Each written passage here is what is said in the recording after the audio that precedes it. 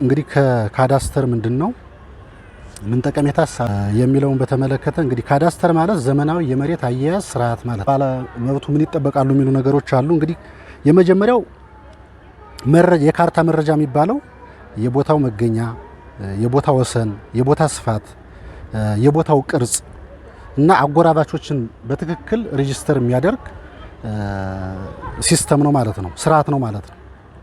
እነዚህ በጣም ወሳኝ ናቸው። እነዚህ ነገሮች በትክክል ተተቀመጡ በመሬት ላይ የሚነሱ ክርክሮች፣ ግጭቶች እና ቅሬታዎችን ያስቀራል ማለት ነው። በሌላ በኩል ሌሎች መረጃዎች አሉ። ለምሳሌ ገላጭ መረጃ የሚባል አለ። ይሄ የባለቤቱን የባለይዞታውን ማንነት፣ ስሙን፣ የጋብቻ ሁኔታ እና አጠቃላይ ስለ ግለሰቡ የሚገልጹ ነገሮች የሚካተቱበት ስርዓት ነው ማለት ነው።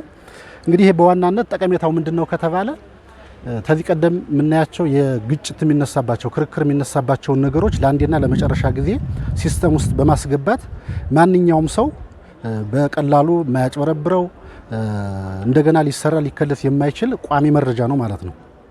ይሄ ደግሞ በዋናነት በሁለት አጎራባች ባለይዞታዎች መካከል የሚነሳን ቅሬታ፣ ግጭት፣ መካሰስ የሚያስቀር ነው ማለት ነው። የመልካም አስተዳደር ችግሮችን የሚባሉትን በሙሉ ማስቀረት የሚችል ስርዓት ስለሆነ ይሄ ጠቀሜታው በጣም የጎላ ነው። በመንግስት በኩልም የሚሰጠው ሌላ ጠቀሜታ አለ ማለት ነው። ለምሳሌ መሬት ውድ ነው። መሬት ውድ ከመሆኑ ጋር ተያይዞ መሬት ለታለመለት ዓላማ በቁጠባ ለመጠቀም እና ተገቢውን ሀብት እንዲያመነጭ በጣም ትልቅ አቅም ያለው ዘመናዊ የመሬት አያያዝ ነው ማለት ነው። እንግዲህ መሬት በደረጃ ነው የሚቀመጠው። በደረጃ ሲቀመጥ እዚያ ላይ ተገቢውን ኢኮኖሚ ማመንጨት እንዲችል ታስቦ የሚሰራ እንደሆነ ይታያል። ግን ከዚህ ጋር ተያይዞ ስራው እየፈጠነ ያልሆነበት በጣም በርካታ ምክንያት አለ። ለምሳሌ 2017 ዓመተ ምህረት መሰራት የነበረበት ተንከባሎ ለዚህ ዓመት እየተሰራ ያለበት ሁኔታ ነው ያለ ማለት ነው። ይሄ እንግዲህ ተቋሙ መስራት የነበረበት በአንድ በኩል፣ በሌላ በኩል ደግሞ ባለጉዳዩ ማሟላት ያለበትን ወይም ተግንዛቤ እጥረት ተነስቶ እንዳይፈጥን ቅሬታዎች እየቀረቡ ያለበት ሁኔታ ነው ያለ።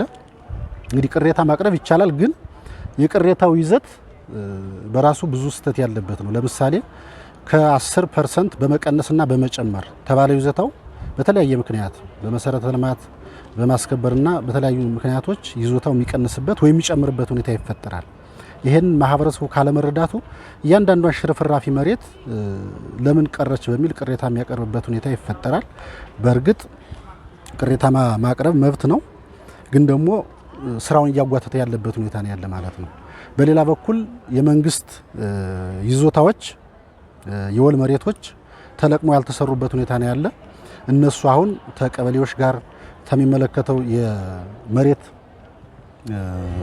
ማኔጅመንት አባላት ጋር ተለቅመው እንዲመጡና መንግስት ተቆርጥራጭ መሬቶች ማግኘት ያለበትን ጥቅም እንዲያገኝ፣ ግለሰቡም ማግኘት ያለበትን ጥቅም እንዲያገኝ እነዚህ ቁርጥራጭ መሬቶች ተለቅመው እየተመዘገቡ ያለበት ሁኔታ ነው ያለ።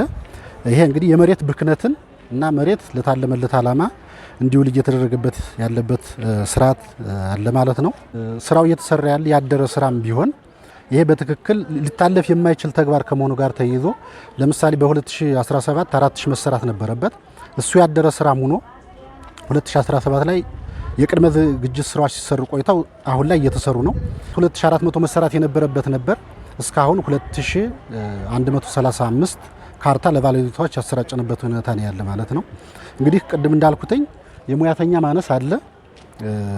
በፕሮግራሙ ልክ መጥቶ ሰው በፍጥነት ፋይል አውጥቶ ካርታውን ተረክቦ ወደ ቤቱ የሚሄድበት ሁኔታ መፈጠር አለበት። ግን ፋይል የሚያወጣ አንድ ሙያተኛ ነው ያለ እና የሰው ኃይል እጥረቱ ያልተሟላ በመሆኑ ሰው እንደተባለው ሲጉላላ የሚታይበት ሁኔታ ነው ያለ። ይሄንን ከተማ አመራሩ ጋር እየተነጋገር ሰው የሚሟላበትን ስርዓት ለማሟላት ጥረት እያደረግን ነው። ይሄን ለማስቀረት እንግዲህ ቢያንስ አንድ ሰው በቀን መስራት ያለበትን ከፍተኛውን በስታንዳርዱ መሰረት ቢያንስ በቀን 20 እና 30 ከዚያም በላይ እስከ 40 መስራት አለበት የሚል ኮሚትመንት ተወስዶ ሰው ጠዋት ላይ ይመዘገባል። በዚያ ልክ ፕሮግራም ወጥቶለት እየተስተናገደ ያለበት ሁኔታ ነው ያለ።